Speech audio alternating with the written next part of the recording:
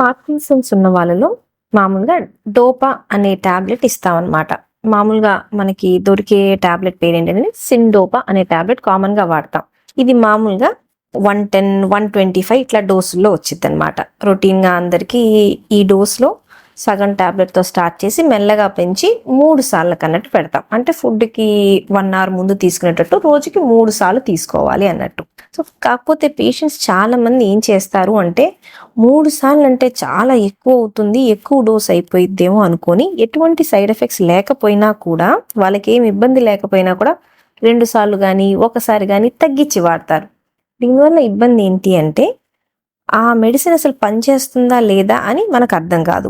అది కరెక్ట్గా 3 సార్లు తీసుకుంటేనే మనకి ఉపయోగం అనేది చాలా మందిలో వస్తుంది. దాంతో పాటు అది పనిచేస్తుందా లేదా అనేది డాక్టర్ తెలియటానికి కూడా 3 సార్లు వేసుకోవాల్సి వస్తుంది. ఎంతో మంది అది తెలియక 3 సార్లు అని రాసినా కూడా తక్కువ డోసుల్లో ట్రై చేస్తూ ఉంటారనమాట. కాబట్టి మనకి టాబ్లెట్ డోసు తగ్గించాలి అనిపించినా కూడా డాక్టర్ని అడగాలి. ఇది డోస్ ఎక్కువ అవుతుందా, దీనికి ఏమైనా ఇబ్బంది వస్తుందా అనేది కనుక్కోవాలి. కానీ మనంతట మనం 3 టాబ్లెట్లు అంటే ఎక్కువ అయిపోతాయి అనుకొని డోస్ తగ్గించుకోవడం అనేది కరెక్ట్ కాదు.